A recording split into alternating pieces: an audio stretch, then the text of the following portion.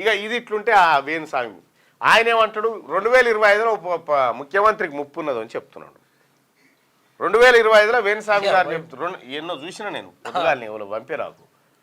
2025లో ఇరు రాష్ట్రాల్లో ఒక ముఖ్యమంత్రికి ముప్పు ఉందట.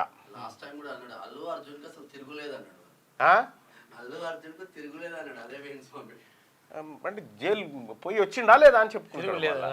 అయితే విషయం ఏంటంటే వేణుస్వామి గారు 2025లో ఈ రాష్ట్ర ముఖ్యమంత్రికో ఆ రాష్ట్ర ముఖ్యమంత్రికో ముప్పు ఉందని చెప్పినావు. ఈ ఇద్దరిట్లో ఎవరో ఒకరు చెప్పలేవా నువ్వు? ఏ ముఖ్యమంత్రి అనేది క్లారిటీ ఇవ్వలేవా? 25 దాకా ఎందుకు రేపేం జరుగుతుందో చెప్పా సార్. రేపేం చెప్తుందో ఏం జరుగుతుందో చెప్పు. ఎందుక పనులు చేసుకొని మీ పనులు చేసుకొని పూజా కార్యక్రమాలు క్రతువులు చేసుకొని మీ పని మీరు చేసుకోక ఇవన్నీ ఈడ ఈ ముఖ్యమంత్రి గారి కన్నా ఆ ముఖ్యమంత్రి గారి కన్నా ఎవరిదో ఒకరికి ఏదో అవుతుందట. ఏదో అవుతుంది మళ్ళీ అది ఏదో అవుతుంది. ఏం జరుగుతుంది అంటే అది కాలం డిసైడ్ చేస్తుంది అంటాడు. నీకు నిజంగా చెప్తా ఉన్నా వేణుస్వామి గారు ఏపీలో చేసుకున్నావు మంచిగా ఉంది, చేసుకో. ఎవరు మెప్పు కోసమే జగన్మోహన్ రెడ్డి తిరుగులేదన్నావు, ఇంకేమో చేసినావు అంత ఆగమాగమైన కేసీఆర్ మళ్ళా ముఖ్యమంత్రి డైరెక్ట్ కేటీఆర్ సీఎం అని చెప్పి డైరెక్ట్ కేటీఆర్ సీఎం అని చెప్పి చెప్పాడు.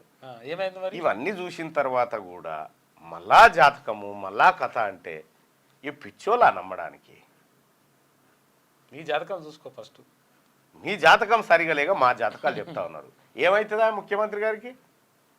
ఇరు రాష్ట్రాలు ఇటు చంద్రబాబు గారి కన్నా అటు రేవంత్ రెడ్డి గారి కన్నా ఏదన్నా ఒకటి అవుతుంది. ఈయన చెప్తాడు మూడు పిల్లలు విడిపోతారు, మూడు పిల్లలు మళ్ళీ కొత్త కాదు మళ్ళీ ఈ నాగచైతన్యది కొత్త పిల్ల వాళ్ళు కూడా విడిపోతారని చెప్తుండు. ఇటువంటి లంగ మాటలు ఎందుక వేణుస్వామి గారు? మీ పని మీరు చేసుకొని సపరేట్గా గౌరవం కావాలంటే ఎవరన్నా ఎవరు గౌరవిస్తారు దాన్ని తీసుకోవాలి. కానీ ఈ రామ్ గోపాల్ వర్మ గారికి వేణుస్వామికి ఏమైనా తేడా ఉందా? రామ్ గోపాల్ వర్మ తెలివి కలవాడు. రాబోయే ఉపద్రవాన్ని ఎదుర్కోవడానికి ఏ శక్తులను కూడగట్టాలి, ఏ మాటలు మాట్లాడితే శక్తుల దగ్గరకు వస్తాయి అనే పనిలో ఆయన ఉన్నాడు. ఫ్రీ పబ్లిసిటీ ఎట్లా చేసుకోవాలి, అటువంటివి చేస్తాడు ఆయన. అది అట్లా ఉంటే ఇప్పుడు మోహన్ బాబు ఇంట్లో గొడవ అవుతుందని చెప్పినావా పోని చెప్పకనే పోతివి, అది జరిగిపోయాయి.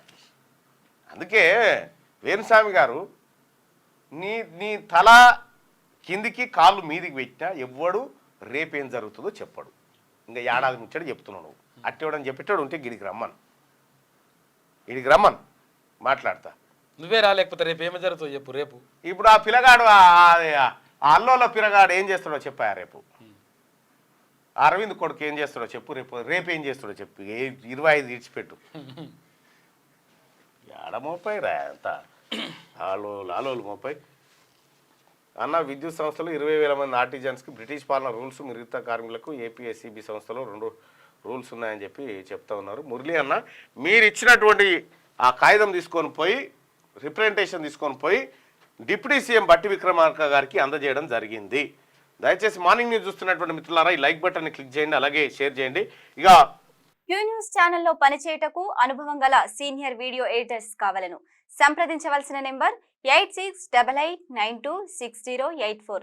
qnewsads@gmail.com ను సంప్రదించండి. లైక్ చేయండి.